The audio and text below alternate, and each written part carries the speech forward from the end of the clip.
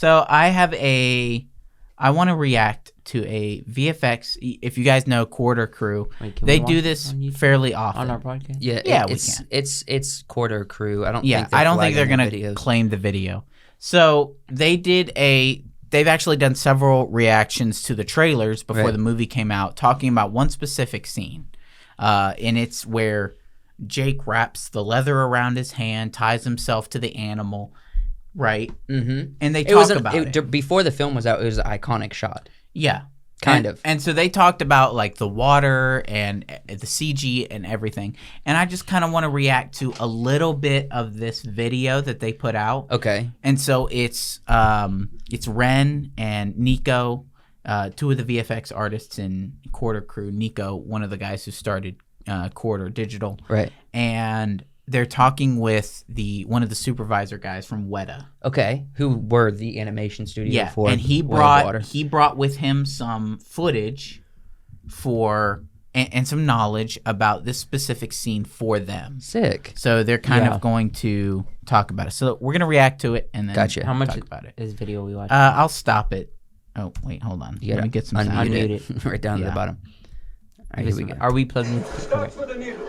To settle the debate, we were on stage, and Jim said, I can shoot with an actor for an hour on set, and I get the action I want, and we get the water. So this is the scene they're talking about. Around with you guys for 3 months, trying to get the motion, trying to get the water, trying to get everything right. So he wanted to actually shoot it, which we did in a kiddie pool, a little plastic one. How deep was this pool? Was it literally a foot deep?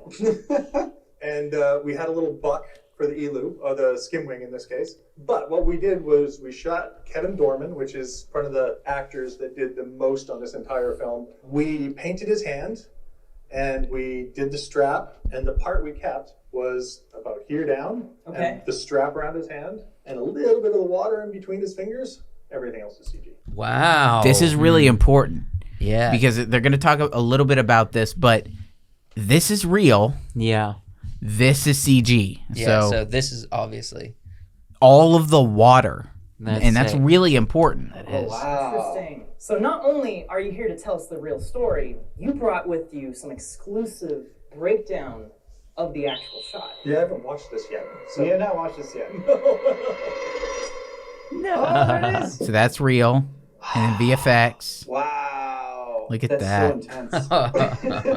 It's a lot to take in over 100 frames, isn't it? It's so much work. Over one shot. So intense. Yeah, so that's how you usually see Kevin, is in blue tights. The Dang. paint on his arm. One of the arguments I made was that by putting paint on top of skin, you lose that sort of subsurface scattering effect, and paint just doesn't quite look like real skin would. And that was my argument against it being paint on skin. Unless you paint in the subsurface feel to it. So the thing we did is we waited it out, and we got it to look the way we wanted it with the CG arms, and we gave it to the head of the makeup, Sarah Rubano. So she actually painted in the subsurface look for the lighting for that shot. So Trying to figure it out. The proper color, the proper reds, all that stuff. So if you come off angle, it's not going to work as well. Yeah, I was about to say, that's only for a very specific angle for that to work. Yeah, we knew what the angle was. Good point. So that's about where I want to stop. That's cool. It's really interesting, though, that there's a lot that goes into this. So they have a practical person with a practical saddle. Right. But the only thing that they use It's the hand. was the hand and the leather strap. Yeah, around the hand. And now the Quarter Crew guys have been talking about this in several videos. They have a few videos that went viral talking about this shot. Talking about this specific shot. And, some of them were saying, oh, some of the water is real. Some of the water is fake. But ultimately, all of the water is fake. And he goes on later in the video to say that we have algorithms and we have fluid sims that simulate every aspect of water. So the bubbles, the small little things of crashing against something small, and the big things of crashing against big stuff like the whales and everything. But it's interesting to see that it's just the hand. Right. And then the rest is CG. Now he did say a little bit of the water in between his fingers were kept. Yeah. So just kind of a really small, close interaction with the hand. Yeah. But also, I thought it was really interesting because Ren talks about subsurface scattering. So that's when the light is hitting you. And so, for example, like the red on my skin, or if it's really dark and I'm shining a flashlight through my nose or through my hand, you're going to see red. That's subsurface scattering. Okay. And it's difficult to emulate that. But in this, he says that they paint in the subsurface scattering. So they accounted for the camera angle, for where the light was, and then when they painted the guy's arms, they painted it as if light was refracting through his skin and as if his skin was blue.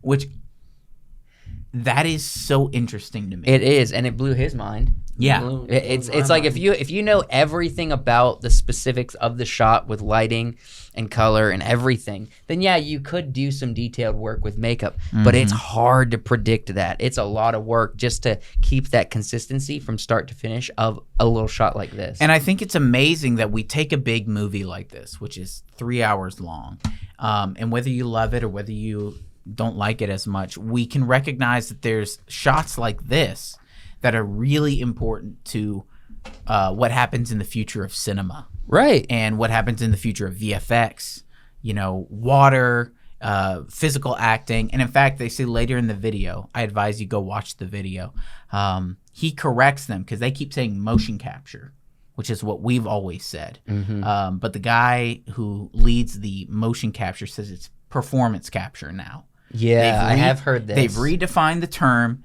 It's no longer motion capture, it's performance capture. Right. And he says what you're missing in motion capture is the E part, emotion capture. Because they're not just capturing the way that somebody moves, they're capturing the way that somebody performs. Yeah, and that's the whole point. That's why they have high-end actors acting the physical parts and not just being voice talent. And he goes into it. He talks about work that he did on Gollum and Lord of the Rings, and that it's much more than just the motions of a person and the dots and everything. And it's a really interesting video. What do you guys think? Goodness, I'm a little blown away. I'm just kind of similar to what he was blown away by with this idea of like, you can predict and use makeup and go kind of like the more traditional route for creating someone like a blue alien. You know what I mean? Yeah. But it never looks as good as what we see here. But if you're thoughtful and you kind of start at the end and work backwards in an intentional and careful way, you can do it and it can look convincing. That's kind of what I was blown away by. And then also we're leaning so heavily on this shot because like Quarter Crew, they had videos and stuff, but we have a whole film of this. We have so many moments like this. Do you though? We have a whole movie of this. The reason they focus in on this shot is because it's in the teaser trailer, it's in the main trailer, it's in the second trailer. It's a shot that's in every trailer and in the movie, and it's something they've talked about because of the way the fluid interacts with the saddle, with the hands, with the leather. It's all really important to how we understand visual effects, how we understand acting, and how we understand the future of movies and storytelling. And we have a 3-hour movie full of this stuff. Full. What did you think? I was just thinking, like, at what stage, if we want to be this good in creating films and stuff like that, at what stage do we have to start wearing Hawaiian shirts? Because I got the Hawaiian shirt unlocked. I mean, that, I think you start wearing it immediately. Because if you don't establish the people who are heavily into creating good films and stuff, they wear Hawaiian shirts. They stick to the Hawaiian shirt. So do I need to start wearing a Hawaiian shirt? Because I can wear a Hawaiian shirt probably for every podcast. Now, we got real bad news for you. It's not going to break or make your career. We watched a James Bond movie yesterday, Thunderball, and Q walked in and he's wearing this hideous blue pineapple Hawaiian shirt. And Wyatt's like, that's the worst. And I said, that's it's hideous. Shirt. I want to wear that It's right hideous, now. but they're in the Caribbean, so it works. Right.